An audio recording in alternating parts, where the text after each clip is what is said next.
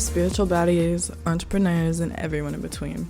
You're listening to the Embodiment Podcast, where we dig into who you are behind closed doors. And even if you aren't an entrepreneur or on your spiritual journey, but you're looking for something to listen to while you're on the treadmill, or on the road, or just looking for some new knowledge to gain, welcome. I'm your co-host, Ashley Fry. And I'm Mano series. Okay, well, welcome back to Embodiment, Who You Are Behind Closed Doors. We have Shea Coughlan. KICKSBYSHEA. Yes, Mr. Kicks by Shea. Thank you. Repping the merch. Shea and I have been friends. We're coming up on 5 years now, and he is an entrepreneur. He majored in entrepreneurship at Toronto Metropolitan. Do you call it that? Or no, I call it Ryerson too. I feel like now that I'm going through my fifth year and I'm hearing more people say it, it's getting a little bit more in my brain, but forever Ryerson. But yeah, so before we jump into like any questions or anything, do you want to give us a little rundown of who you are, what you do, just anything that you would like people to hear? All right. To yourself for. Yeah. So I've been running my own business, KICKSBYSHEA, for going on 6 years in March. I've been doing it since March of 2018. At the time I was in grade 11 of high school. And I saw a need within my school community for sneaker repair and shoe restoration. So I thought, hey, like a lot of my friends are sneakerheads. This is definitely something that I find interesting. Let me get into that. And at that time, I actually started it with a buddy of mine. What was the name? ZB and SC, I think. Zach Brown and SC. And then it was, we got everything, and then we just didn't do anything with it for a while. So then I'm just like, hey, are you cool if I just go do my own stuff and just like 100? So I started doing sneaker restorations and sneaker cleaning, and that's what really took off at first. And then every now and again, I would do a custom order. I think my earliest custom would have been like October 2018. And that was like the first big custom that I did.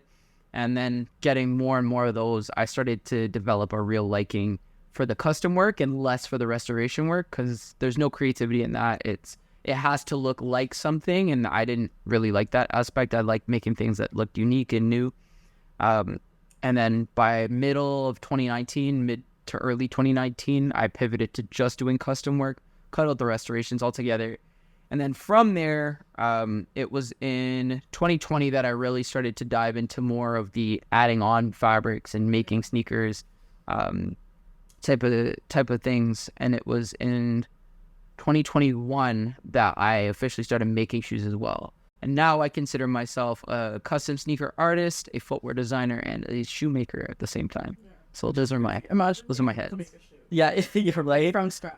Like, I mean, I would ask how you make one, but like then again, that's probably a secret. It's probably a secret. But I mean, there's also probably a lot of stuff still. Yeah, a lot of like. I would actually, surprisingly, it's not as difficult as many would think. It's pretty much like 3 parts of the process, just like actually prepping everything. Your shoe. We should have put a pair of your shoes in the middle. I was thinking of bringing one with me. All of it.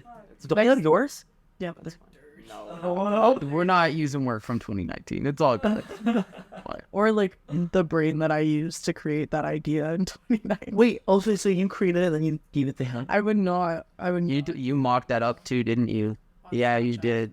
And so they just like sewed that in with some little flame. I'm in the Air Force, and I literally just said, guess what we're doing?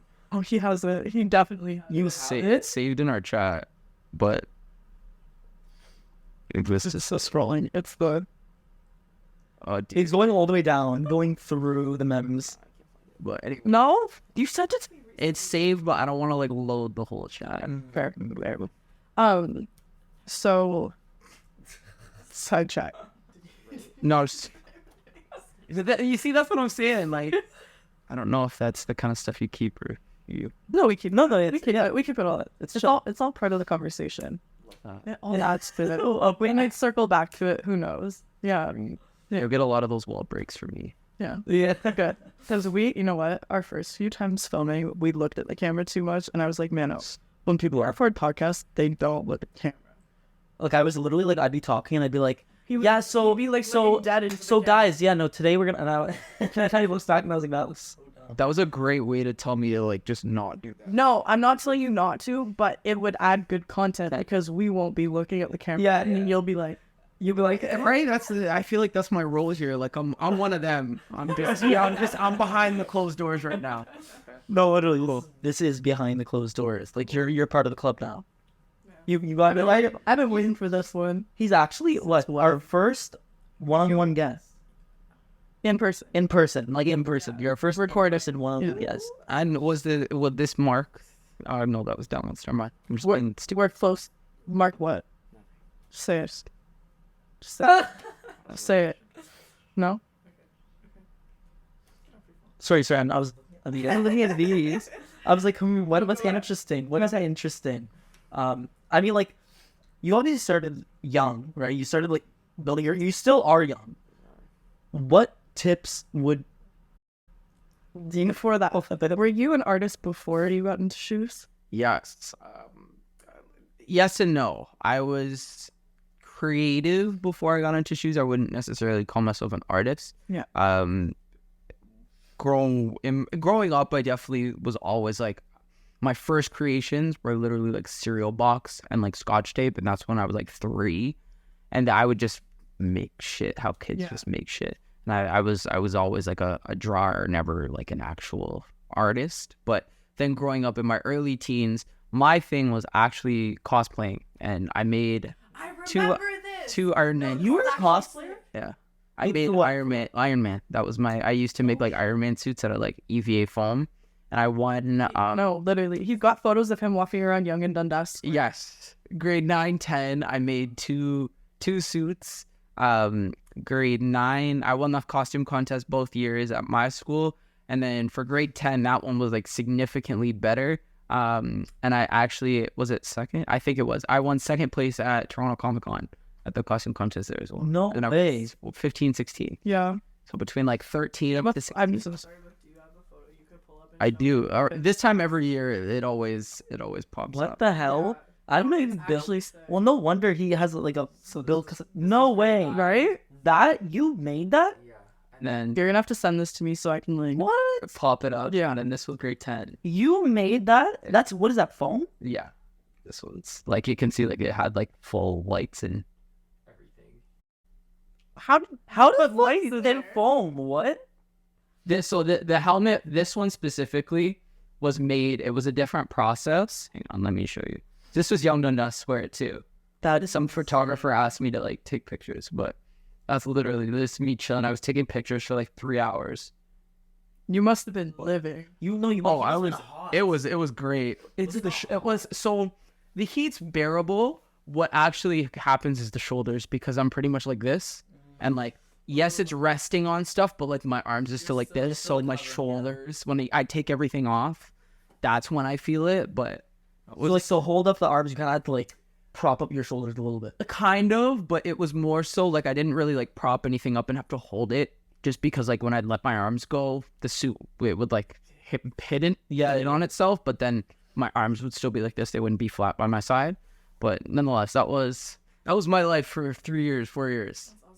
Damn. So you. Sorry, I wanted. No, that's That's a question I wanted to ask because I feel like that correlates to the beginning of the story. And that's actually now the parallels between me making shoes and all of that. The process from doing cosplay to making shoes is almost identical. So it's just like when I started making shoes, I realized how similar it was. I'm like, yeah, this is like a full circle. Yeah. So then you use the skills you learned from actually making cosplay, costumes and that kind of stuff to creating the shoes. Like, I guess it's different because it's different material. Yeah, like it was, I wouldn't say anything was like a transferable skill, but just knowing the process, being able to envision a 2D object as a 3D shape, that was really helpful.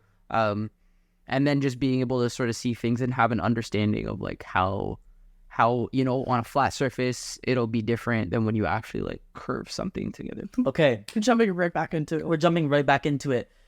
Shea, you were telling us about your partnerships with other companies and kind of what you've done. So like, Yeah. So the question we asked was, who have you partnered with in the past? Who have you collabed with?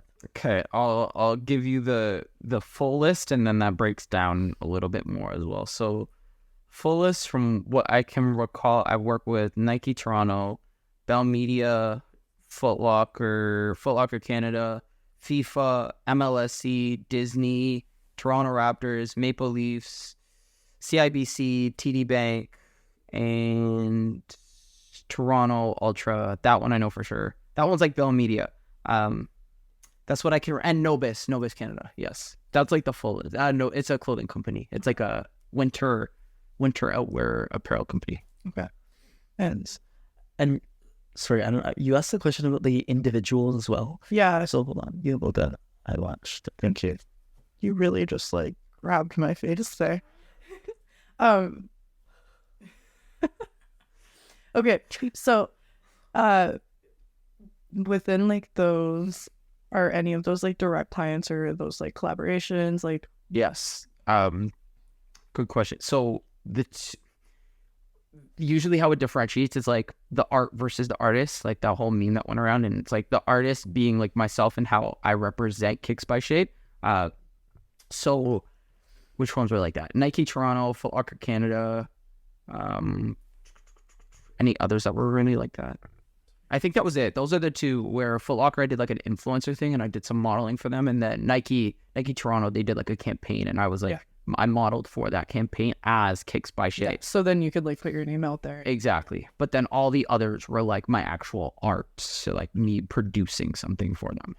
Okay. And those. Sorry. No, go ahead. I was gonna say, so those were more like for your personal, like direct to consumer, like straight to a person. It's like more so than buying your art, in terms of like your shoes. And then with these bigger companies, it's more like them still buying like your art, but using it in terms of like a production maybe or something. Sometimes it depends. It depends on like what it's for. Usually with a larger company, it's for like a bigger purpose. It's not just like, okay, cool, these are for us. Like I've gotten them for production. I've gotten them for giveaways, PR. I've gotten them for give backs to the actual company itself. I've gotten them. How many pairs did you make for the Maple Leafs? That was one. That was just was one, yeah. one pair. Okay. You might be thinking of something else, but like I've done. No, I was just wondering because I know there's some companies where you've done like a lineup of them, Yeah. and others. So for the Toronto Maple Leafs, because I remember sitting in class with you, And I was mocking those up. yeah, and you were asking me questions. I gave you the hockey stick. Yes. Yeah, I played a part in those. I should have gotten royalties, by the way. I don't get royalties, so that is crazy. I'm kidding. Where do they use them? Yeah, that's what I was gonna say. I think those were auctioned off. It was for 2022. Was that last year or 2 years ago? I think that was last year. The 2022 Next Gen night every year, Maple Leafs has like a charity type of night. It's called Next Gen, and I myself, along with a few other artists, designed sneakers for that event. And then they got auctioned off, and then the profits got donated somewhere. Okay. And then you've also worked with more like clients who are looking for like personal use. Like I remember a couple of years ago, you did a pair for a Pornhub star. Yeah, and then Umbrella Danger. Yeah, and then what? Yeah, that was still like fresh. I did those years ago, but then like that came full circle like February. Oh, really? Did she use them in her content? She did not. Or are they for her personal use? Well, I don't know neither, because that ended up being like a big flop, but it's fine. Shit happens. And then there was other clients as well, like Norman Powell, who he used that for his own brand, right? And then these are just ones that I remember seeing on your Instagram. The coach for the Celtics. I remember when you did that. RCL. Yeah, because that was a very detailed pair. Like he literally had like the map of, or not the map, but a photo that he had. And you had to draw that? Yeah, it was like I always try to find ways to make my league easier, and I think I stenciled. Actually, no, at the time, but I did draw. I think that one was by hand. I did draw that. That one, yeah. So where did this map go? Was it on the entire shoe? Yeah, it was like.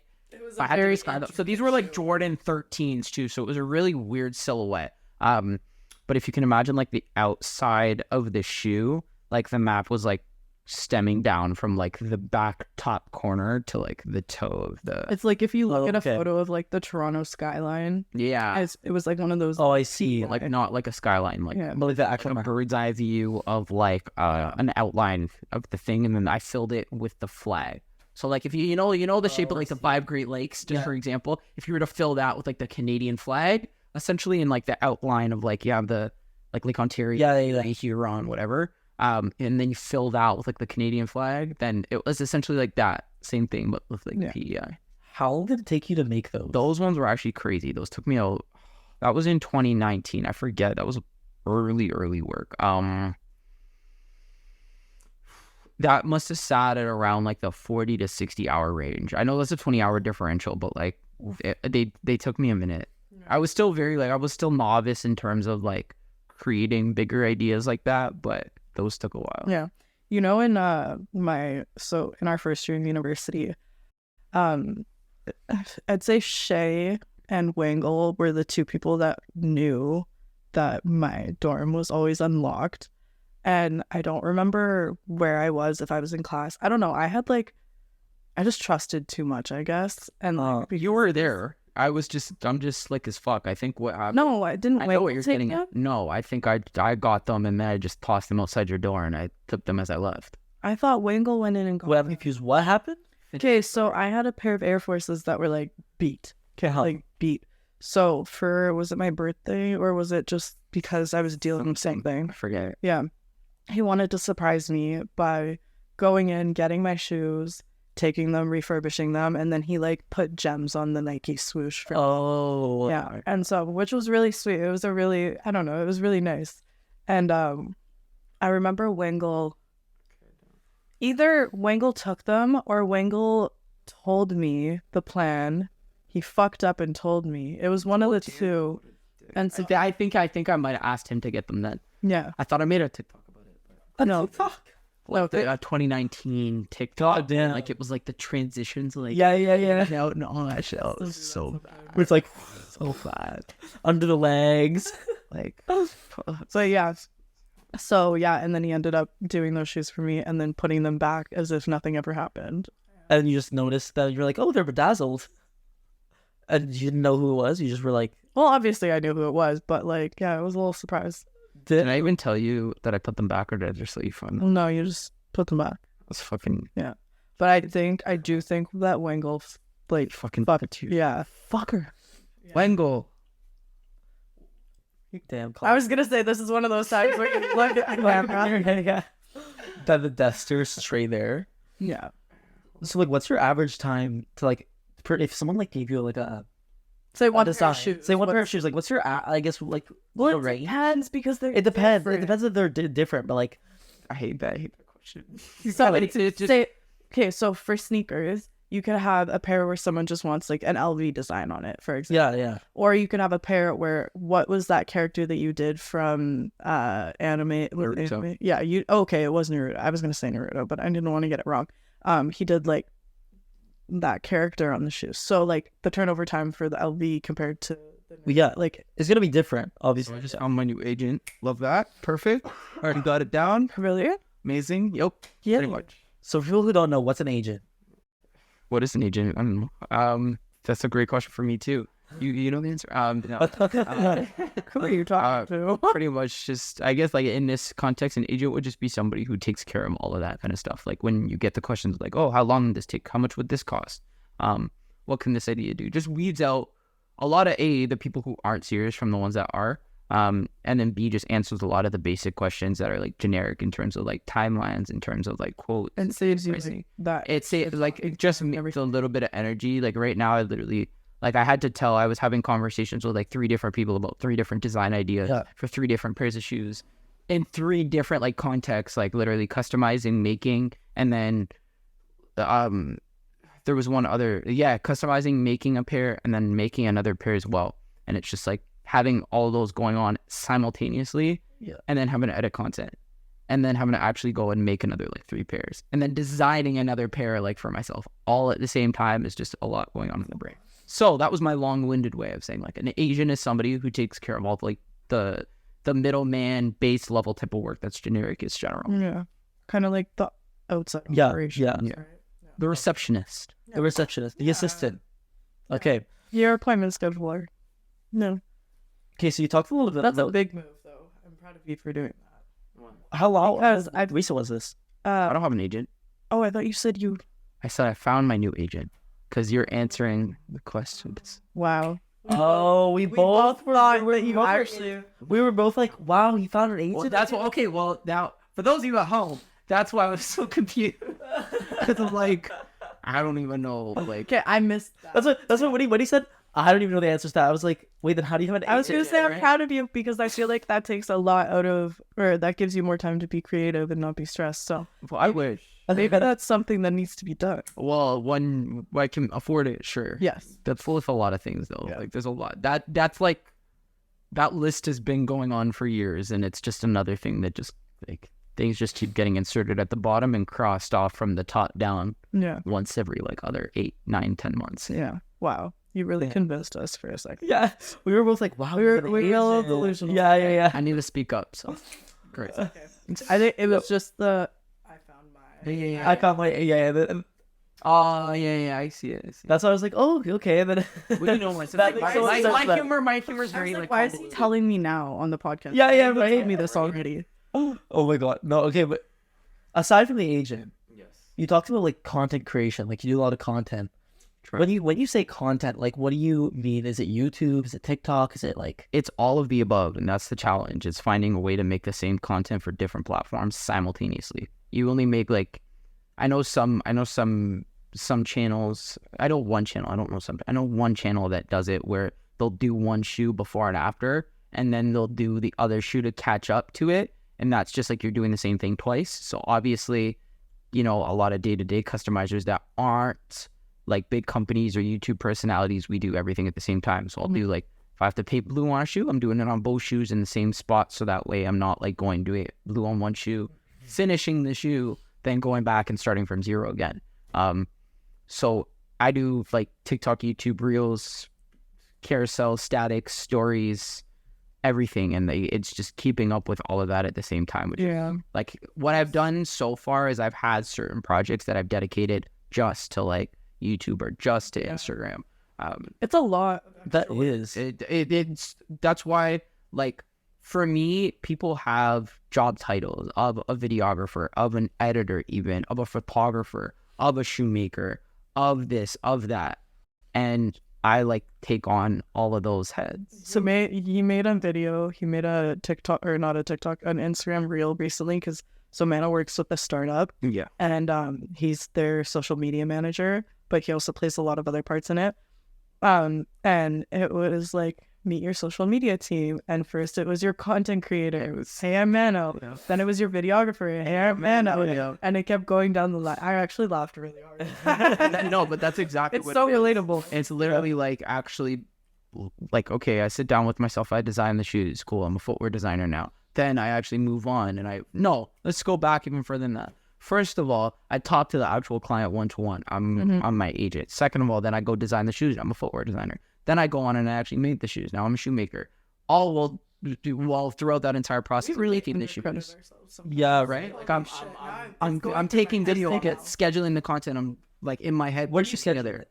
Do you have on outside software? I didn't until like a few months ago. Now what I use religiously is Notion. And it is the single-handedly greatest like artist, entrepreneur, but like ADHD too. Cause like for me, a big part of my like, okay, I overplay the whole ADHD thing too much. My head moves a million miles a minute. Oh god. So for me, my biggest thing is like, I need a space to put all my ideas, but then I also need those ideas to look organized and not just like a huge checklist. Notion is the only tool I've found that helps me do that, where it's like they have some preloaded templates that with a little bit of editing are perfect to then dump everything. So like I have like a master checklist, and then within that checklist, not like a checklist, but like a folder, call it. Yeah. And then within that folder, I have like 5-6 different pages that have like a master to-do list. That's anything that pops into my head that I need to do. It goes in there. And then from there, I break that down into personal, into finance, into socials, into branding, into like orders. So like studio and stock type of thing. And that can range from as far as like, cool, post today on TikTok at this time, do this for this content, add this to a business card, and then even as much as like, oh, you need to reorder this paint, like, and that's where I just keep like everything involving like business. So it's like a Notion. So Notion basically powers your business in terms of like keeping you organized. Yes. How did you pay for it? it's free. That's the greatest thing. Wait, but I tried using Notion, but they stopped me because I made a lot of cards, and like you have to pay, and I was like, Okay, so they'll all be like with a lot of subscription stuff. I haven't pushed it to its limits like that yet. I kind of just keep it like one page simple. Like I know for some of them, like in the bottom, they have like an AI interface, and it's like you've used 4 of your 20 free suggestions type of thing. So I think then you have to start like paying for it, but for the most part, like for a base level, it's incredibly good for like me right now. I'm just I might have to look. getting myself. yeah, I'll show you later. There's a lot of things in my brain. that was the same. But That's how, like, I'm a podcast producer, I'm a laptop, content creator, I'm a videographer. Right? No, but that's like I'm a that's it for student. me. It's like I used to just brain dump in my notes, and like I have an iPad, and like being able to write it down versus type it down was already massively helpful. But like even that, it's just like, as I said, it's a matter of like getting things out of my head, but then also having an organized way, like doing that in an organized way, and that's like what Notion is. I was going to ask you, sorry, this is totally off topic, but I'm looking at your sweater.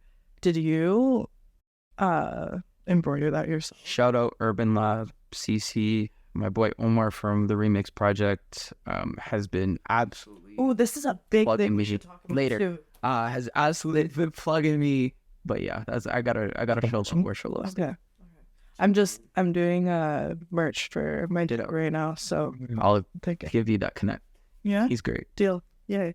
The only thing about that is it has to be available to like dropship and stuff, which is different. Oh, yeah, well, we'll make it work. so okay, no, I won't get into that. I could go on a field day with dropshipping because I used to do that. I used to do that shit like literally when I was 15. I started dropshipping and I had like 14 e-commerce stores, and I just recently stopped. Was that as lucrative as like all the YouTube ads made it to be? It depends because back when I was doing it, Yeah, it was less saturated. So like I don't know if you saw like all the big hype around like posture correctors, and like I was selling those. yeah. So I was making a lot of money selling posture correctors. And one from you. Me too. I have one for my back. Yeah. When I did. Okay. Well, no, I used to do a lot, and I used to sell phone cases. I used to sell like utility gloves and whatever. So like I made a lot of profit in terms of like the dropshipping model. So like I've been doing it for like 5 years. I know when it comes to e-commerce, I was like on my shit. Like I had one of the highest conversion rates in Toronto. So I was like, hey, you know what? And then I just stopped because I joined the startup, and then I was like, I'm gonna put all my time into this, and then like use that to like advance that, And then your business. and my own business, and then people started asking me for like, hey, can you build me a website? Because like I see that yours is converting well. Can you? So I was like, hey. So then I started building it for other people and running their ads. And Did you ever take a look at my mom's website? It did. Yeah. I browsed through it just for some He inspiration. built that from 0 to 100. Yeah. But yeah, no SEO. You know SEO also. Oh my god, the amount of shit there is with SEO that you need. Like people like to say like, hey, SEO is easy, whatever. It's not. It is not easy. It's you need to do keyword research. You need to look at the semantic keywords. You need to answer specific questions within your content. You need to format your website in a certain way so the Google search engine indexes it properly. You need to make sure there's a sitemap. Like it's like there's 400 million different things you have to keep. My shit's not indexing at the moment, and that's like my What flex the knowledge real quick. Ask Squarespace. You knew that. I mean, Yeah. Squarespace. You looked at his website. You said he used Squarespace. Wait, did I? Yeah. I have a Or was it very strong WordPress? memory. No, it was Squarespace. You looked at it and you're like, he uses Squarespace. I'm gonna ask him about it. WordPress is too like open for me. Oh, okay. So this is I a, hate this is a pet peeve of me. I I hate Squarespace personally. Like I have built websites on Webflow, WordPress, Shopify, Framer, GoDaddy, Squarespace. Like I've basically built on every single platform. The two I hate the most, and sorry, I mean actually this is fully shade. GoDaddy and Squarespace are the worst ones you can do Why? because they scam you, and that's a broad term. But the way I mean that is, for every single additional function that you need, they make you pay for it. For yeah. WordPress, It's all like it's all included. Like you pay for the WordPress, obviously through the domain and hosting. You get the WordPress. Every single plugin, for the most part, is free. Yeah. So you could do scheduling, you could do e-commerce, like payments, like literally everything. without having to pay. I think a big part of that is utility as well, like what you're actually using it for. Like for me, I don't feel like I'm necessarily getting scammed out of anything because I just need a place to show shit. That's kind of, like you don't do e-commerce. No. Oh, okay. And that's the thing, like depending on utility, if I was going to sell stuff, I was still looking at Squarespace, but like I had gone down like a Shopify kind of route where it's like, well, now it's my portfolio and an online store, like different things. That makes sense. When I went to cancel my account with Square after I wanted to remove my website and everything, the most difficult rabbit hole to go down with them, like that's the only reason why I hate them, is because it was the most difficult thing. They make you go between Square Up and Squarespace, and it like you Square. I can fight your ass. No. And I like deactivated my account literally for a year and a half. Post me deactivating it, it kept charging me $21 a month. That's crazy. Yeah, and I tried contacting them. I tried talking to them in the chat. I gave them like my information to do that. No help, nothing. I called the phone number that they have. No answer. They're based in Toronto. The address isn't direct to anything. And then I finally like one day, I don't know what I was doing, but I was gonna try and like say, you know what, fuck it, I might as well just use this since whatever. And then I found a loophole and was able to do it. So like it was thank God after a year like being charged. I'm chilling. That's the one. As long as you're not paying for a bunch of like different services, whatever. As long as it works for you and it does what you need it to do, that's all that matters. Yeah. Like the only reason I'd say switch is if you want to do e-commerce. Yeah. Because like for e-commerce, and I know there's a bunch of other fees that Squarespace tries to add on. They try to hide them in places. So like that's literally what funny enough, most of my clients, when they asked for websites, were coming from Squarespace and they're like, please get me off of Squarespace. Yeah.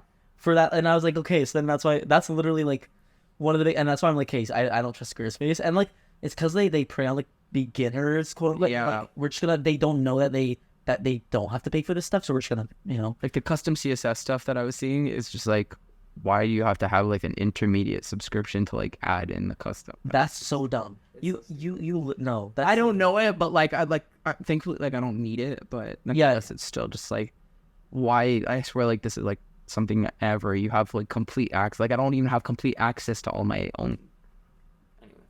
Anyway. That was my spiel. I don't know how we even got on that. I want to circle back to something that you mentioned before, the Remix project. So what is the Remix project and what role did that play in where you are today? The easiest answer, what role did the Remix project, if I had to sum everything up to this day down to like one moment or like one thing that kind of put me where I'm at now, it would have been Remix. The Remix project is pretty much like an incubator for creative entrepreneurs. I'll say marginalized creative entrepreneurs as well, because they do have sort of like a more focus on that sort of thing between the ages of like 16 to 29 or 24 or something like that, I think it is. And there's a couple different streams. There's like recording arts, there's business arts, and then there's creative arts. So I was in the creative arts stream, and creative arts kind of breaks down into like photography, videography, graphic design, visual arts, which is the stream I was in, and then like motion graphics, some others. Recording arts is like actual like rappers, artists, producers, engineers, and then business arts is like PR, like business PR, music PR, like all that sort of thing. So if you're running a business, if you're doing like e-commerce, that type of thing, and it's more or less, it just offers you direct access to resources. So like they actually have a space that has like a recording studio in it, that has like creative outlooks, that has like a full like Mac lab in there, like a boardroom as well, like a photography studio. It offers you space, resources, and access to mentors is the biggest thing as well, and to people who have been down the road. And like one of the leader of the creative arts program, Brian Brock, who's now like a really good friend of mine and a really good mentor that I look up to a lot. Just like he's been through the works, he's done all the shit. Like he's now pivoting to photography in his career, but like he's done all the like the visual arts, the graphic design, like in a past life. So that's where it's just like having access to all that and having somebody's brain to pick for whatever it be is really, really helpful. Yeah. So I think as a shout out Remix. Yeah. Well, I wanted to bring that up too, because I watched you kind of come out of that phase of your life, and like I feel like having that support team and having mentors around you, especially as an entrepreneur or somebody who is in the creative arts, who it takes a lot of confidence to say, I'm putting my art in front of people. And a lot of people, especially with social media nowadays, I feel they get stuck behind that and can't push themselves out there or limit themselves. And so, like, I don't know, I just remember that being a really big part of your life. I remember you being like, Jessie Reyes texted me on my birthday. Said, that was like a my community kind of thing, and then I don't know whether it was the fact of like whether she does that for everybody or if it was like, so she came by, she gave a talk to Remix, and actually because she was part of it. She was part of it. So she was round 11.0. I was round 15.0.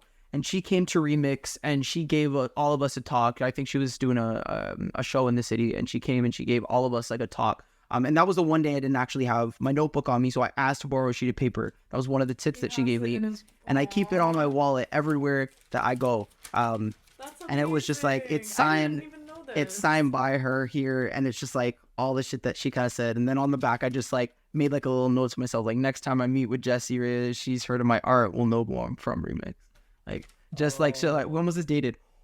October 22nd, 2019. So like 3 days ago, 4 years ago. That's crazy. Wow. Damn. But yeah, it's just like small little things like that I keep as a reminder to myself, and that's awesome. Like, all this shit like that. But coming out of Remix, 100% was like, you sort of mentioned like people have like entrepreneurs and artists like have trouble putting themselves out there. I think like with Remix, you're already kind of past that point. You're like, cool, I can put myself out there for people. Now how do I get paid? Yeah, and like it's also resources. And now how do I take it from like this ground level thing to like top floor, or like trying to at least getting there? And that has definitely helped me. Like to this day, I was literally at one of their events last Friday, and it's like to this day I'm still like heavily involved, and it's something that sticks around. And like once you're part of the Remix family, like that's family, like for life now. Like anything that you need, there's somebody in the project that can help you in some way, shape, or form. And that's exactly what it's there for. It's like about building community. I say like community over everything. That's Remix. Reach down, pull up. That's Remix. And yeah, just really like.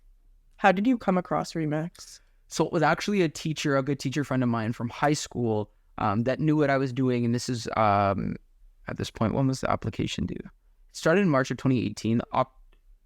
Applications closed October of 2018. And it started March of 2019, I think. Yeah, March to December. So applications closed like somewhere in October of 2018. And it was a good teacher friend of mine that was one of those like mentor teachers. I wasn't in any of his classes, but like I still like take some time to like see him and talk to him and whatnot. And like that's the kind of role that he played for myself and a lot of my peers now who have gone on to be successful business people as well. So a little bit of a common thread there. And he brought up this idea to me of the Remix project because he knew the director of it, Anna Lee Bonda, through their kids. And it was a personal connection, but he was just like, apply to this. I think it'd be beneficial. I'm like, okay, like I'll see, whatever. Sort of didn't pay it much mind. It's like, oh, you have to commit 10 hours a week, every single week for 9 months. And that like deterred me. And I'm like I was at this point, I was doing like senior soccer, varsity soccer, synergy dance crew, plus all my schooling and this on the side. So I was just like, yeah, I don't have time for that. And then the day that applications were closing, it was done. He came into my class. His room was right beside my art classroom in that same hall. And I was like, that art teacher was also the runner of dance club. So it was like, we were close, and he came in and he's like, can I talk to Shea for a sec? And then he asked me, he's like, did you apply? And I was just like, nah, like I honestly, like I didn't. It's just, it seems like it's going to be a lot. And he's just like, do you want my honest opinion? And I'm just like, yeah. And hopefully like wherever this goes, he's like, do you want my honest opinion? And I'm just like, yeah. And I knew he was going to keep it to me real. And he just looks at me dead in the eye and he's like, I think you're being a pussy about it. And then those words are what did it. Cause then I applied, and I got in. Yeah. So it was just like, I mean, that's amazing.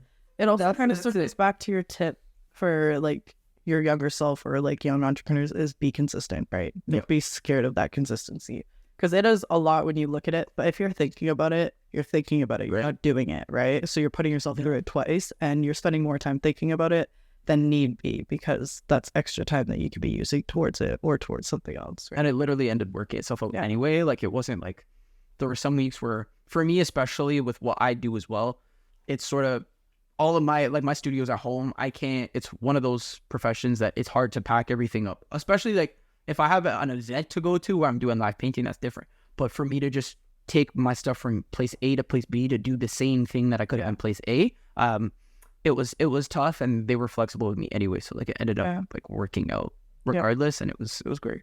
Well, and now it's probably so different too because you have so many more tools and you do a lot more now too. Oh yeah. Now it's just like, again, with experience, I found ways, you know, like if I'm working on a specific project, I know what I can throw in a box and then take it with me. Is it inconvenient? Yeah, but like if I have to do live painting, same thing. Like I'll start a project and then just bring it with me. But so that event that you were at last week, the one with the, okay, I saw this on your story. Was that the remix event? Yes. So that was just like a sort of get together showcase sort of thing. So they had, it was like a little, it was at Soho House Toronto, which is like a creative space. That was actually my first time there too. It's where a lot of creatives in the city hang out. Soho House, Adelaide, and Joya goes there. And I went there actually in the summer. I was there in the summer. So like, but you're not allowed to take photos inside. Like we walked in there, like no photos. I literally called my phone. And I was listing on his story. No. Well, I think that might be depending on what, like if there's an event going on, maybe. Well, I don't know if that's a policy for the entire thing because like this was like there were photographers. Okay. But like nonetheless, there was still like other shit going on. And I've seen other people like post photos anyway.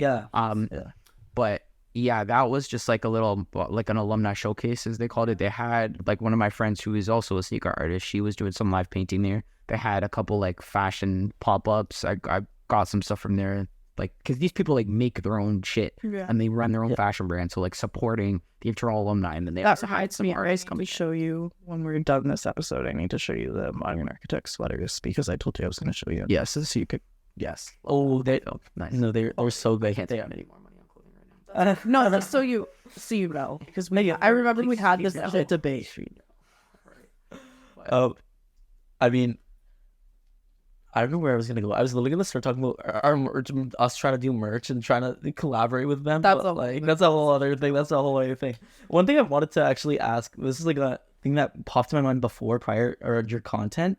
But like for every platform, do you create different content for every platform? So the goal is like yes and no. So YouTube, obviously, now that like TikTok revolutionized the game, and that's why Instagram Reels came in. That's why YouTube Shorts came in. When it was just like kind of Instagram statics, TikTok, YouTube, yes, I guess it would have been like different content. Like TikTok, it was obviously like short clip video based. And like, of course, at first it was like 15 seconds tops, and then they started extending it 30, 45, 60, and now like unlimited. And same thing, 10 right? minutes, yeah. And now the same thing with like Reels. But yeah, like what I find I'm doing now is that I'm reusing the same content for Instagram Reels and TikTok. Obviously, that's easy. Yeah. So I've actually, the last few days, I've been posting some new content on my Reels. But then a pair that I posted last year, all the Reels for, I'm just now uploading those to my TikTok. And I'm starting to get consistent. And then I'll post all the new stuff that I'm posting now on my TikTok until I'm caught up on both. And then whenever I post one thing on one, I'll just copy paste to the other. YouTube is where it gets tricky because obviously like I'm not using the same videos that I'm taking for like YouTube. Like I have a mirrorless camera and Canon EOS M50 that I use for like all my YouTube content. So that like I'll edit differently and separately from like real content. But now moving forward, I need to find a way to do both and to find a way to capture the content for YouTube simultaneously while also capturing the content for Reels. Because I can't just take the content that I make or capture on that for YouTube and then just edit it for Reels. Like I have to take it differently and separately. Doesn't translate the same way. I'm like me sitting here thinking about one click. Like, right? I was literally something. I was like the startup that he working for. Yeah. So essentially, because the reason I asked you questions about this, because literally I talk to social media manager, content people, like solo entrepreneurs, whatever, all the time. And literally the startup that I work for is a content creation startup. So essentially it's like a tool that basically you can put your videos in, like your YouTube videos, and it repurpose it for every platform. Interesting. So like TikTok, and it'll write written content for you, like all that stuff. So when you're explaining this and you're like, I'm not sure about YouTube, I was like, I should let him try it on like Ryerson and like. Well, like so the simple thing is for me, and like for a lot of my stuff too, is just like something as simple as like angles per se is like on my Canon. Like now, at the time when I first got that, I had like the iPhone XR, and then I bought the iPhone 13 Pro Max, which obviously the camera is drastically, like, that was a big focus that they improved upon. So now, like, having that micro lens and being able to get really close to some of the things, I can't necessarily do that with my mirrorless camera. So it's just like I'll have to have different angles. Plus, the space I'm working in isn't huge. It's like maybe a quarter of this kind of space right now. Like, it's just as cramped. Like, with all these, now imagine there's this mic is over here and that's over there. So you have to, like, literally, like, finesse just to get to where you're sitting. And that's what my space looks like when I have, like, my, like, box, like, set up, my C-stand set up, my phone set up, like, all of that at the same time. And it's just, it's tough because it's like, again, shooting YouTube is like, it's horizontal, then reels are like vertical, and it distorts everything. And I lose a lot of the stuff that I need to include in, like, the content. Oh, I see. Because, like, obviously if you film something in like a person, right? You're shooting a person, and like on YouTube, it might be like you see them, but then you see a lot of background as well. But then if you just take that same video and crop it for like a phone, you still see them. You just lose a lot of background. Yeah. With this now, it's like with the shoes, you'll see the shoe and a lot of background. But this now, if you crop it, you'll start cutting out the shoe. Yeah. And it's just like I've seen what that crop looks like, and it's not. Yeah, you're not a fan. Yeah, like if I have a full shoe in frame, I want a full shoe like in frame. You know what I mean? Yeah. So it's just like that's where it's literally to the point of like now figuring out. Okay, I have my C-stand, like I have my phone here, and then my camera there, recording the same things in different ratios. Yeah. Oh, okay, I see. So then you're filming simultaneously. Like, I would have to. I haven't done that yet, but I'm gonna have to, like, moving forward for projects. You know what you could do? what? I mean, film what you film, keep doing that. But if you wanted to add more content to your page, you can use one click or something like that. Say you posted a YouTube video. Mm-hmm. So then it can make the short videos for you to promote your YouTube video or something and add. Mm-hmm. True. Yeah. Well, that's like essentially what most of our users use it for, is like they literally will take like their YouTube videos and they'll put in one click, get like a bunch of like YouTube shorts and like posts and whatever, and then they'll be like, hey, go watch my full YouTube The way that we video. post on our embodiment. Like, yeah. Essentially. Hey, this is out now. Yeah. This out I now. was actually thinking about that today, like for TikTok, being like, my TikTok stream is so weird. The algorithm is so weird. Yeah. I posted a video yesterday, creeped up to like 400, stopped, like 400 views, stopped, and then like I have 600 followers from a video I posted years ago that blew up. And then today I posted a video. It was like at a different time, went up to 300, like stopped. 2 hours later, I checked back. It was like it creeped up to 3, like that was over the span of like 3 or 4 hours. Then it stopped. An hour goes by later, and now it's at like 1,500. And like that's nothing crazy either, but it's just like it's the algorithm's just like so it can do nothing, and then you go to sleep and wake up and boom, it's just it's viral. Yeah. So that's something that like I want to promote that relevancy. I want to promote that, and I was going to be like on my IG being like, hey, I'm on TikTok as well, so I could definitely see the usage. Yeah. Like one click in something like that. Yeah. I just thought it was like random because like he was explaining that, and I was like, I should tell him. I was like, I should tell him. I would leave that grace of this. Sales, new title. Sales, yeah, yes, growth Sales team. go to market, promoter.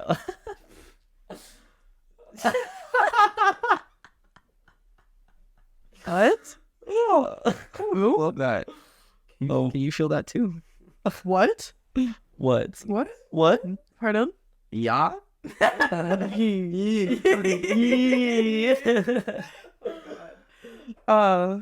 Full circle. I got, yeah, that was full circle. Is there anything you didn't ask? Anything you wanted us to ask? What are your goals for the next 2 years? It's a great question. I still have to do that. Let's keep it short. Yeah. So a little bit of a recap. I just went full time with all of this, with business, being a full time artist like 2 weeks ago. We love that. It was just divine timing, and it's no better time to do it right now. We both looked at each other. Buzzwords. But yeah, it was good timing for it. Like financially, I was on contract with the Terry Fox Foundation, then that came to a very, very beautiful ending. And now it's just like it set me up nicely. So that was 2 weeks ago, and I'm still in the phase of like organizing myself of like, cool, let me figure out. No, I'm still in the phase of organizing myself, because every aspect of my life that I could afford to not have organized before, I can't now. And just working for myself and being like a business owner, nobody prepares you for when, and this depending on the business, but like for my business, nobody prepares you for that shift on how you view money of like, oh, cool, like it's a paycheck coming in every 2 weeks, to now it's like, hey, you go spend X amount of money. You now think, how much is it going to take? How long is it going to take for me to make X amount of money back? Yeah. Like I literally got an oil change yesterday and like a couple other things done, and I spent $100 cash like that. It's like, cool, how long is that going to take me to make back? And it's like, nobody prepares you to start viewing money for like, and I know the whole goal of like how you get rich and then furthermore how you get wealthy is like, you don't exchange time for dollars. You like find ways to do like other things, and so that way you can remove yourself from the business. And that's a plan. I have that like tunnel vision down the line of how I can make that work, but I'm still finding out, like I'm still organizing all of that for what my goals are. But I definitely say like two-year plan is to not be where I'm at right now. I definitely want to explore more in the sneaker making side of things, increase skill there, but also have clientele that are really interested in getting like custom made sneakers. I have the most fun doing that, I think. Yeah. And then I would just say artistic output and finding more of like my style and what when I'm being approached to do a project, I'm being approached because I have a specific style or they like the way that I do. So kind of like tattoo artists, right? Kind of, yeah. They kind of, some of them. Like how there's like neo-traditional, like different, yes, where I still want to be able to handle anything that gets thrown my way. And that's something that one of the really like grandfathers of the custom sneaker industry, he teaches a lot of people, and he says it's like with tattoo artists, you have to be able to handle anything that like walks into your shop. With this kind of stuff, whether it's like portrait work, color blocking, shoemaking, adding stuff to shoes, or a mix of all of them, being able to handle all that. But yeah, that's kind of like where I'm at. It's just I want to really put my name out there and start to get known as an artist. People want my work because I'm doing it, not because it's like, oh, I have an idea. This is what I'm going to do. Like they love you and your art. They like KICKSBYSHEA. Yes. Like I want to build that community of like, cool, people are messing with me because they like what I produce, not necessarily just because it's something. And how you do it too. Yeah, right? that too.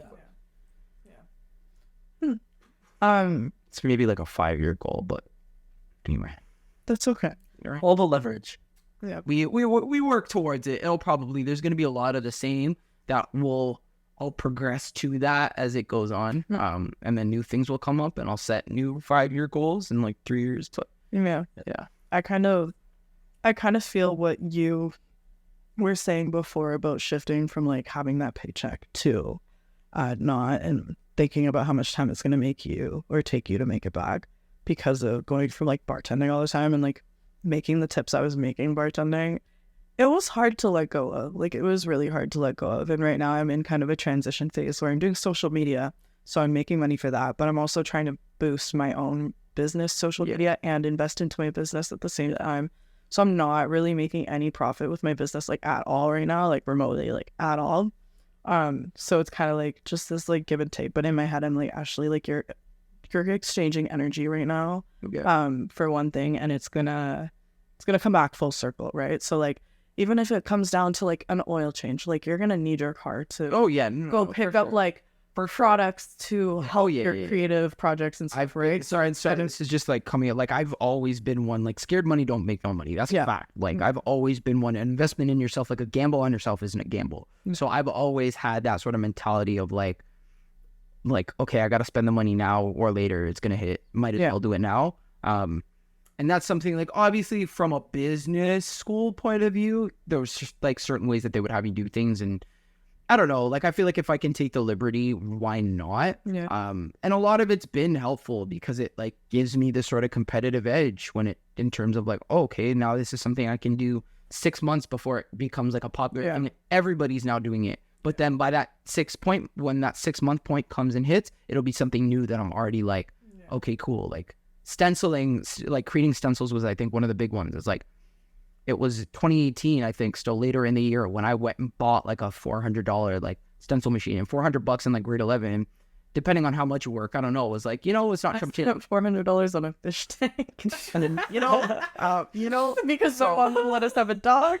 that's crazy. So you got a fish instead. That's wild. Well, Fish. So my best friend George at the time, she had dropped off a goldfish on my front door, like around my birthday, and he just said, like, go check.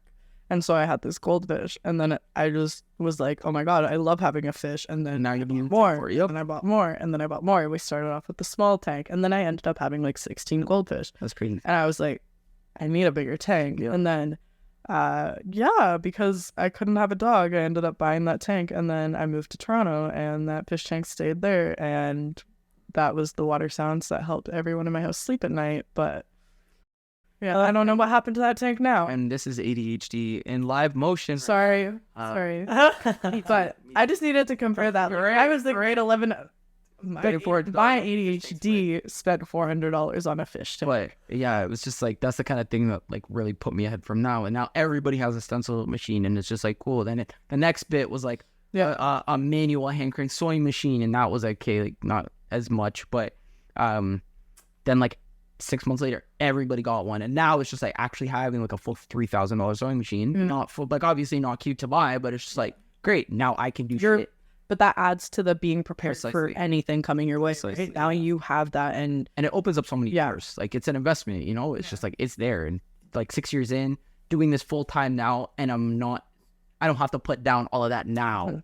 And even the skill too, like knowing how to use that stuff, like having that skill, whether you're here, whether you're like traveling in a foreign country, and they like say you're that big at that time, and they recognize you, and they're like, hey, can you do this on the spot? Like we have the machinery, right? Like knowing how to do that, I think, I don't know, it transfers. It's really important. Even like I'm comparing it in my head to my lash business, right? And things I'm investing in now, which maybe I should have done a long time ago, but at least now I have those skills, and I can see. You already know, like, and that's the big piece, is like doing this, transitioning from doing it like part-time to now doing it full-time, and already having the investments done, the skills there. Just like, it just makes it so much easier, so much smoother, and I can really like the definition of like Shaggy Scooby-Doo hitting the ground running. And like just straight gas. Yeah.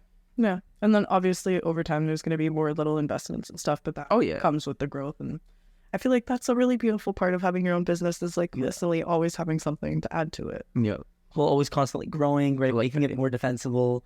And especially with the machinery that you're talking about, like just the machinery in tandem with your skill set makes your business so much more defensible, because now it's like you are controlling everything. But that's the whole thing. Like in this industry, like yes and no almost, because I know people who entered the industry years after me, but then blew up and like they played the social media game, right? And like they do some dope stuff in their own respects, but like they just did things better than I did in some aspects, and now they're like I would say like ahead of me per se.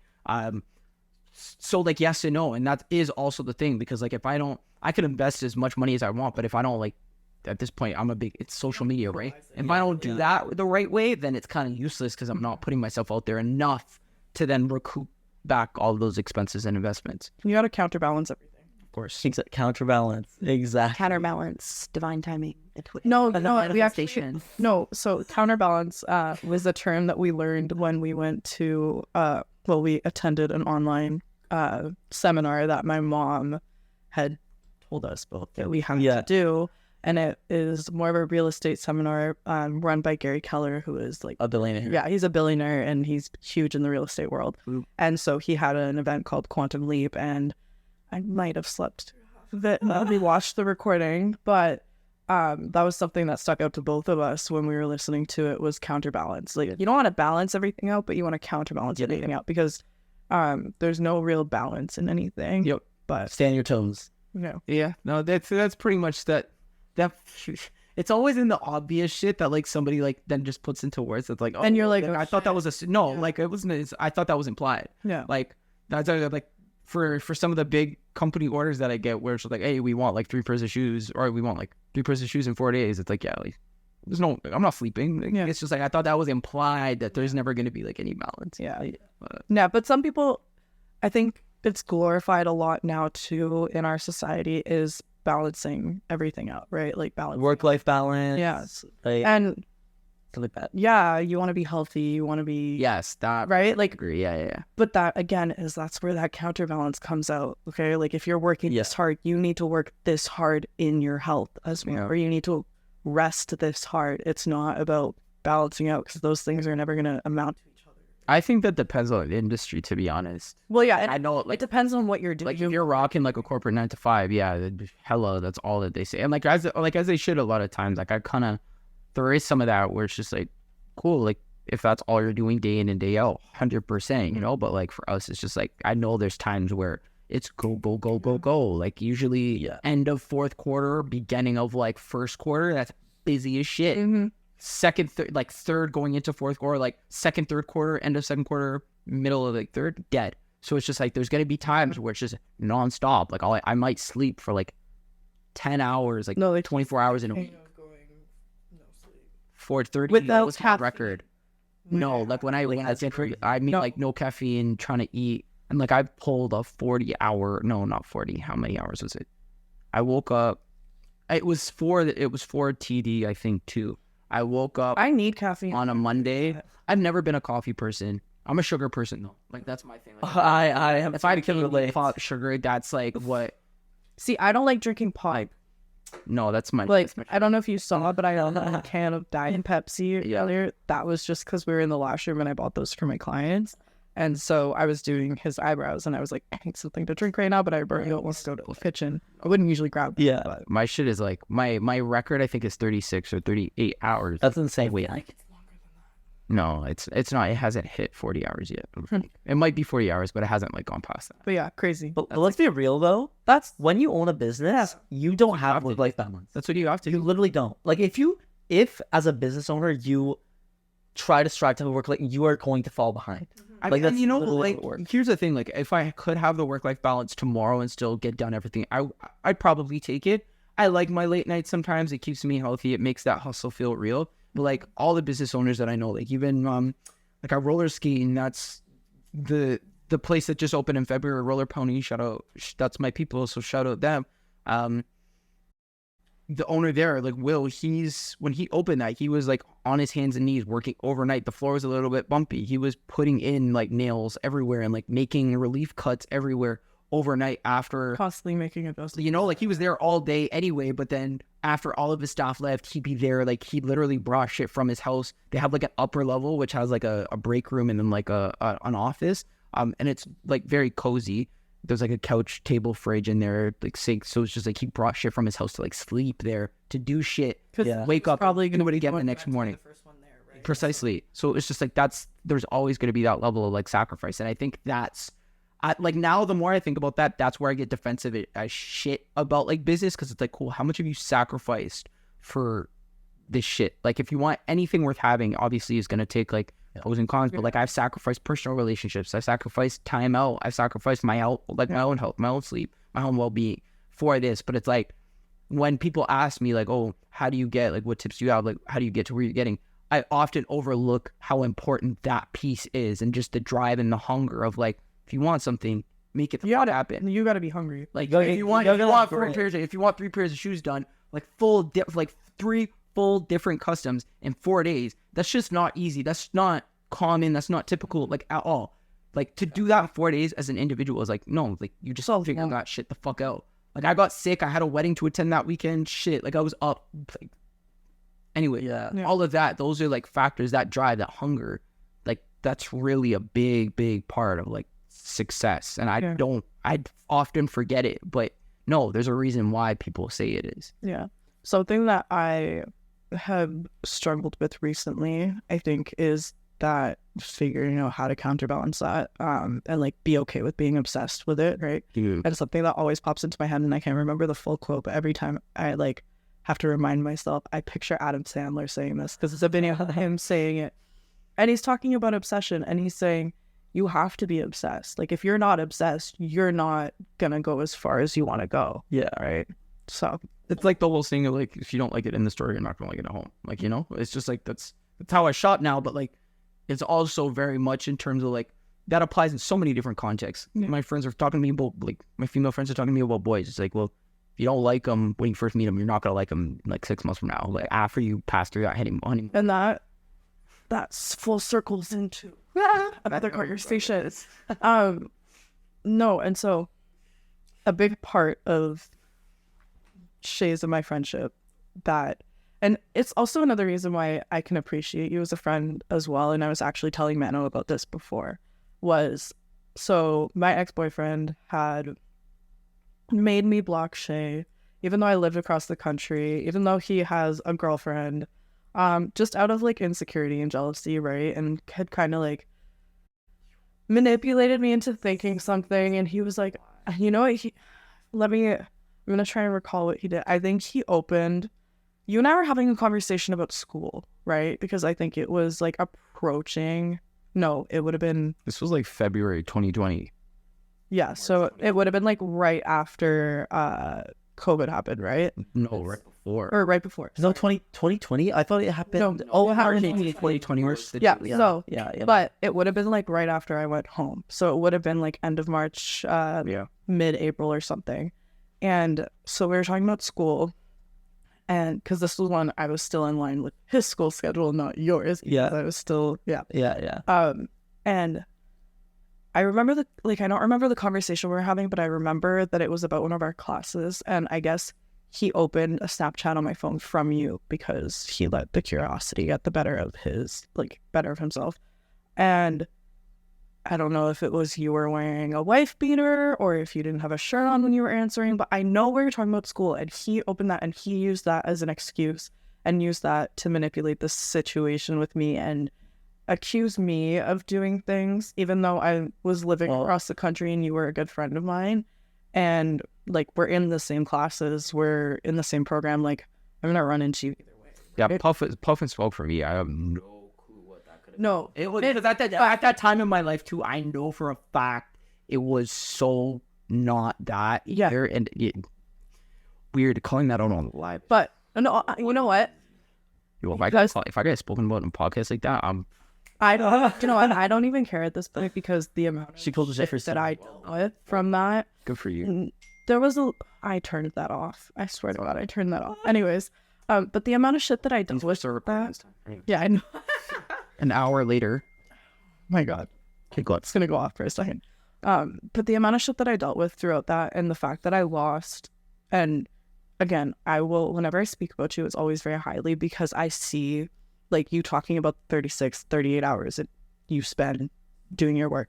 I can appreciate that. Like, I really appreciate that because I go through phases where I'm like that, but then I go through phases where I really, really fucking struggle. Yep. Right. And I watch my mom go through it. I watch my dad go through it. Like, I've always been around that. And like, I love them. And when I see those qualities in other people, another thing, I see it in you as well. And like, I love that. I love being around people like that. And it takes a lot. And I've seen the lows of it with my parents. I've seen the lows of it. Like, I've experienced it personally. And so I don't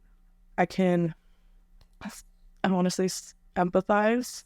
Yeah, is that the right word? I can empathize, like, just like from watching things. And so I really valued you as a person. And as I kind of came into your life, as your business started growing and seeing like you do the collab with Norman Powell and everything that we talked about before. So I remember that because that was like, I don't know, when you go through a relationship with a narcissist, or somebody who has narcissistic tendencies, the good times are really hard to remember after it, but the bad times you'll get like, I probably don't remember anything else that happened around that point in my life, but I can remember that exact moment because of the almost like traumatic response that my body had to like hold myself together through that, right? And so, anyways, a big part of why I can appreciate Shea, I'm going to circle back to the point of this, is after 2 years of not talking to him, and I still had you blocked on iMessage, I think, because it was like that anxiety because I had blocked you on Snapchat and he made me block you on other stuff and Instagram, literally everything except for WhatsApp. And I use WhatsApp for school and and so we're in online classes, and this was like January of last year, and 2 years after I blocked him, right? Yeah. And so I see you in our online class and I'm like, oh fuck, we're gonna be going in person in a month. Like, oh fuck. Like, I really need to like figure out how to approach this. And this is like, as I've just kind of accepted the way things had gone with him and started to move on and started to make changes. And it was one of those things where I told myself, I'm never going to let myself stoop down that low and treat myself like that again. And I'm going to actually like make decisions based on what I believe versus what I let others influence me to believe. And so I saw you in class. What class was it? Good luck. I don't remember. Yeah, I don't. either. It might have been Brad's class. I don't. It was. Yeah. It was second semester. Yes. And then I remember. Okay, so I reached out to you and I told you like, hey, this is kind of what I went through. The generic I'm out of it now. message. Yeah, but then I also, like I said, if you don't want to talk, like, that's totally fine, too. Like, I don't want to pressure that on you, but if I could have the chance to explain things to you, I'd really appreciate that. Yeah. And at first, I could kind of feel your hesitation through your messages to me. But you were never, like, mean to me about it. You were never like, fuck that. Like, you were like, let me think about it. Yeah. And so I appreciated that from the get-go. You were communicative with me in that sense, where you were like, I just need like time to think about it. And then you got back to me and then you were like, okay, let's go for coffee or something. And then when I did see you in person for the first time and we went for coffee in the SLC, immediately it was just like, tell me what happened. Like, let's talk about this. And then that was when you told me you did your collab with like the Pornhub collab, I think. And you told me that you did your modeling for Nike. I remember you telling me all that stuff and I was like, I wish I got to see this from like as it happened. You there was like a gap in there. You just saw like baby to like now it's like growing up a lot more than like where it was. Yeah. And I don't know, like something that I'm really big on is like I'm gonna start crying. Like I can feel it. But something I'm really big on when it comes to like my friends, and this is something that I look for in the people that I surround myself with too, is like not having people around you that envy you in a bad way, but people around you who like push you to win, who challenge you, who like call you out on your shit, but also are your biggest supporters. And like from the get-go, like from when I met you, like that was a role that you played in my life. And so I felt really guilty as like you were telling me all that stuff, and like it sucked not to hear, but to think about that I had let some like outsider kind of influence a relationship in my life that was really important to me like that. But it was also a big learning lesson to me that because I had let that happen, that I was never going to do that again. But yeah, so you're someone that I really appreciate because of how you approach that situation. And also, again, like all of the other stuff that comes with it. Like you're the type of person who will call me out on my shit. Like 100%. Like you'll be like, no, rewind. And if I say something and I kind of brush over it, you'll be like, can you repeat that? Like you need to say that again. And you're like, no, I'm not talking to you until you repeat that. And so I don't know.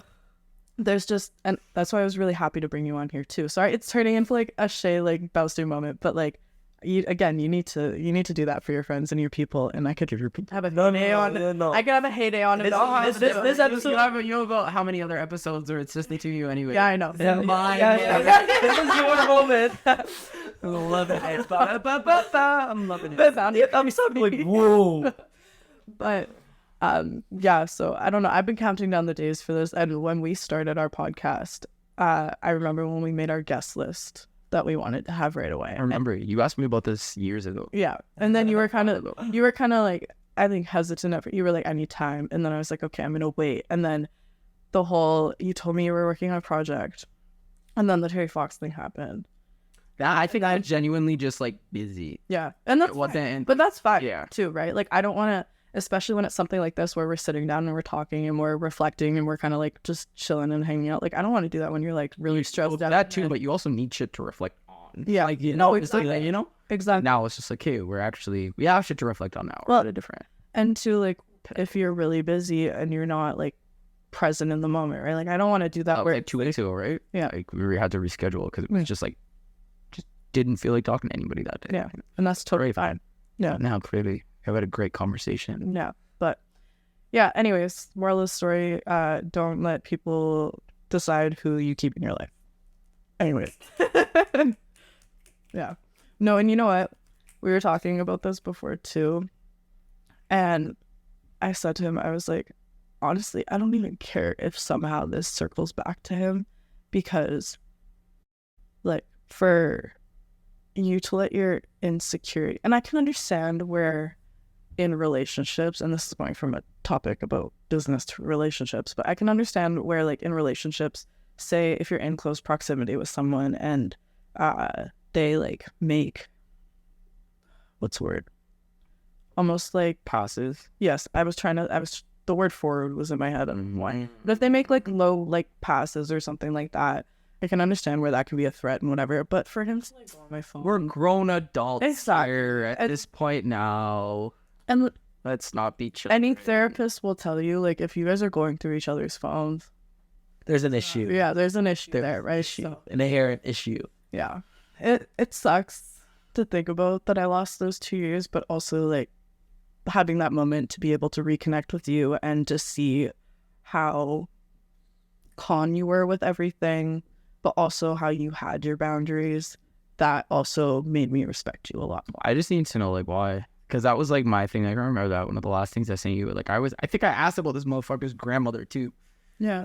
No, and I remember you texting like Happy New Year's to you Yes, and him. and then you didn't get. You just didn't. So you and him. I caught the red. Because at that point, no, I knew some shit was going down because my messages started not getting replied to. And I'm like, okay, The green text. so not green, but like just delivered, and then 2 weeks, and then it'd be dry, and I'm like, okay, something's going on, And you know, it wasn't just you. It's kind of everyone, but you were the only one where well, actually, no, you weren't the only one. It happened with multiple people, but you were one of the ones that he reacted, right? And again, he went out of his way to go and open a Snapchat from you to see what we were talking about. it's like, Because you're in a relationship and you're flirting with me from across the country, apparently, because you sent a photo with your shoulder in it. I don't even. Yeah, that's all that would have been too. It's just like it would have been like fucking like 1 a.m. and then I'm just like in bed. Yeah. No, but that's what I mean, is like, Stupid. it's crazy how jealousy can, and jealousy. I feel like light skins are all kind of like that though. I had that phase. I was like, let's be for real. I was like my grade 9 relationship wasn't the best either on my end, but it wasn't my best performance. But Yeah. we learn from that. We grow from that. At least you did that in grade 9. No, for real. And then I knew I'm just like moving forward. Okay, let's not be like an insecure little motherfucker. We got time for insecurity. Yeah. Well, I don't know. Insecurity, confidence is a big thing, and like being sure of yourself is a big thing. Well, it's just like the whole the thing that changed all that for me, and this was something like, yeah, it applies in relationship, but it also applies in life. It's just like, for me, it's just like, hey, anything that happens, bad or good, is just all it's doing is bring me closer to the things that's actually meant, like that are actually meant for me. Yeah. So like all the people that I've lost in my life that I didn't want to lose, that's happening because I'm just like I'm the things that are removing themselves from my life are bringing me closer to the things that I'm supposed to be aligned with and I'm supposed to be like involved around, and that's proven true pretty much like every single thing in my life. And like that's exactly what's happened now, like going on 4 years, February 28th, with my boo, and it's just like that's something that like it's like it aligns perfectly with everything that I was just like, Kate, like I wanted, like literally manifested this girl. Like I remember it. Yeah. I remember when that happened. She's also fucking gorgeous. period. Were you at? No, you weren't. It was Paris and Toronto. It was just I said I don't know how this is gonna sound. I hope nobody like from business like watches this through it. It's because it's like we're like an hour and 20 minutes deep now. But like I remember like literally I have Snapchat memories like January He's the king of keeping receipts too. Yeah. Oh, I'm like it's not bad though because I don't No, like, it's pull not. them out. It's just that like I'm a sentimental motherfucker. Like I have. Oh yeah, that conversation we had like one time 3 years ago. Yeah. I have Anyway. 50,000 photos as well. I'm like that too. I just want big booty white girl and then big booty white girl. Italian, so like not white. Yeah. So like a little bit more cultured than like what a white girl. Mediterranean. A bit of salt. Mediterranean. Oh sure, yeah. Yeah, A little bit of salt. Yeah, salt that's is good. That's good. A little bit of salt past the water. Past the water. Yeah. But yeah. If your dough is not salty enough before baking it. Okay, I don't know that. I just know that. No, you know, sorry. A day gets dedicated to fucking tomato sauce making. That's all I know. Oh, I'm thinking about okay, Ela. So my old roommate, she like straight off the boat Italian, or sorry, Straight off the boat. plain Italian. And we went to Blaze Pizza. Okay, We should have swear, bros. you fucking idiot. We went to Blaze Pizza, and you know at the end they asked, "Do you want salt or oregano?" Did I take you there? Is that like a September thing? She didn't take me there. We went there together during school. Right? We also went there after we got coffee that day. Yes. Yeah. Yes. I think you might have been the first person I actually like ate Blaze Pizza with, though. Yeah, I'd be that's what I right. meant. That's what I meant. No, I was I'd be I was right. up for a few. Yeah. So what about her oregano and salt? Anyways, so we're at Blaze Pizza, and they ask at the end every time, "Do you want any oregano or salt?" You flips her shit. She's like, "You shouldn't be putting salt on at the end. The dough should be salty enough, like whatever." Just because, like, if you're cooking it properly, right? I get it. So yeah. Anyways, we went from talking about big booty white girls The salt. salty dough at Blaze Pizza, but I'm sorry, I thought it was a good comparison. Like if that was got Italians. Yeah. Yeah. Awesome. Yeah. So I think we full circled around a lot of different conversations. Is there anything else you personally would like to highlight? Anything? I don't know. I think just the growth, like looking back on things now, I've never had a moment where I felt, I'd say accomplished, where I've actually taken a step back and looked at things and been like, okay, like I've made something of myself. And I think like for the first time ever, I'm kind of, I wouldn't say I'm having one of those moments, but like my outlook on everything now is very different. And it is like, I can look back and say, okay, it might just be like 1 or 2%, but like, it's Wiser. you know, it's there. And I think that might just be like the new perspective, the new goals, like the new orientation, doing it full time. It's just okay. It's always been like business and now it's just business. And that's something that's really like cool to look back on. And I'm excited to see where maybe like hopefully these moments will continue to exist. And then this time next year, this time into like 2, 3, 4, 5 years, I'll look back and be like, when this happened and I started doing that, this is where I was, and now this is where I am. Yeah, so I'm really excited for all that. Otherwise, There we go. And then I also do want to highlight, so if people are looking for customs or just looking to check out your content, where can they find you on social media? Kicks by Shea. That's all my stuff. Kicks KICKSBYSHEA SHEA like the butter. That's my mnemonic. Everybody sees my name spelled SHEA, Shea, like the butter. Oh, Shea. So I don't know anybody that pronounces it Shea butter, but Shea butter. right. And Good mnemonic. same on TikTok, right? Yeah, every TikTok, Instagram, YouTube, website kicksbyshea.ca. Love that little rhyme that's there. Yeah, it doesn't rhyme. Right? Canadian too, so love that. Yeah, that's where I'm at. That's all my platforms. What about email? Email kicksbyshea@gmail.com. I got it all. Everything's unison. Yeah.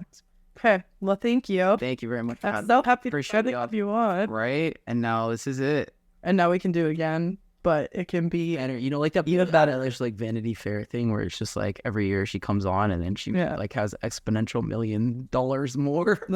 Yeah, we'll do one in like 3 years. And it's like, yeah, well, but 1 year. Joking, this is gonna be the halfway point to the 2-year goal. Oh yeah, maybe like a 4-year. we're setting it in the calendar. 2 years. We already have it. We're like October 25th. Let's do 22nd. Let's do Yeah, let's- 22nd. So that way when I pull out the note and forgetting that I've already done it in past and I read the date, it's like, I Yeah. don't think you're gonna forget that now. I probably, well, no, I do. I don't know when it's dated. I forget the date, but, and that's the cue. Okay. It's my bad. All right. Thank you for coming on, Shea. A butter. That's what I expect people to call me. You can call me Shea, you can call me Butter.